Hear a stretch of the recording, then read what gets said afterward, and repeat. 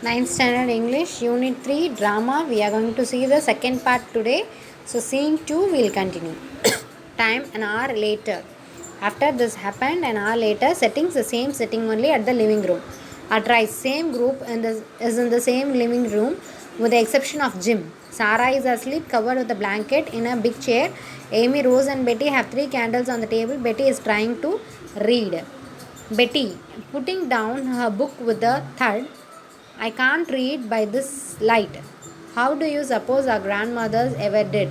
Rose, I don't believe they tried to read. I guess they went to bed when it grew dark. Amy, maybe we owe to go to the bed. It's nearly 11, but I couldn't sleep a wink. Betty, nor I. Rose, nor I. Listen, what's that noise? I can't see a thing. It's pitch dark. It sounded like something bumping against the house. Betty, oh come back. Let's stick here together. Jim, almost 100 times though. Maybe somebody saw it. Betty, maybe. Jim, it has stopped raining anyone anyway and let us start moving everything to the attic. Bring the food and water first, then the blankets.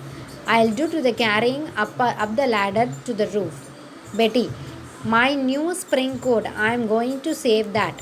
Rose, Sarah, wake up, dear. We are going to sleep in the attic. Sarah, oh, where am I? Rose, come on.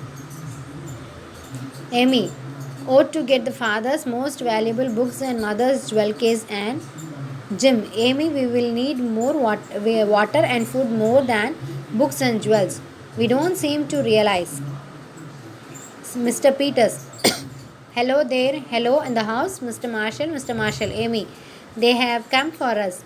Here we are.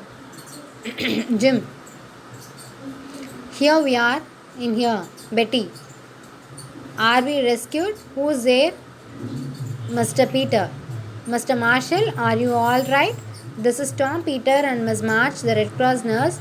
We are here in a boat. Jim, row around to the back porch. You can get in there.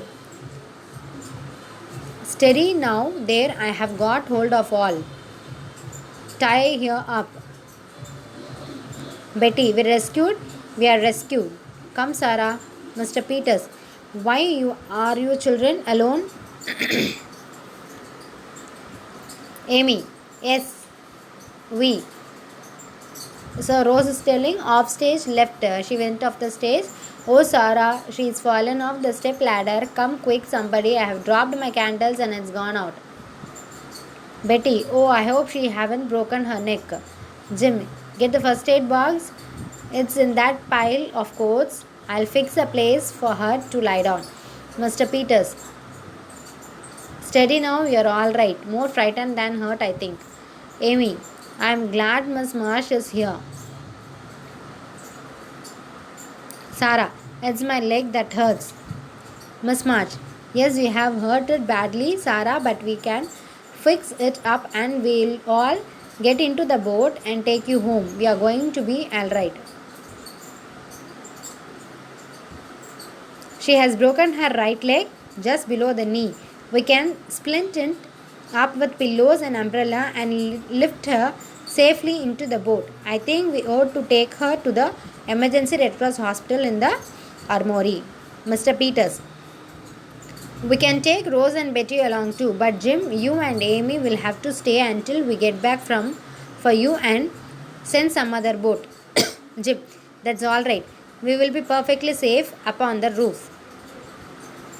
Mr. Peter, we can leave you an extra lantern and a jar of coffee. Need anything else? Amy, only some of your calmness. We will be all right. Thanks. Mr. Peter, don't thank me. Thank the Red Cross. We can swing her down into the boat very easily. I won't hurt a mite, Sarah. Get your things, Rose and Betty. You're going with us. Sarah, drowsily. Miss Marsh gave me something to stop the hurt. It has almost gone. Amy, that's fine, dear. Have a nice boat rider.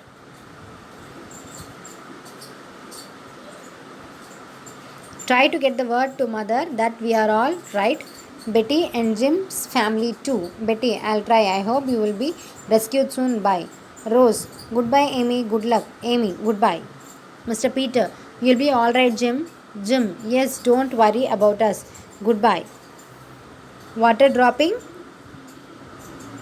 Here's to the coffee, lantern, and rescue. I'm glad we have wide awake, well equipped disaster committee in this town.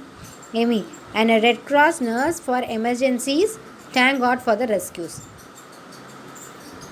Thank you.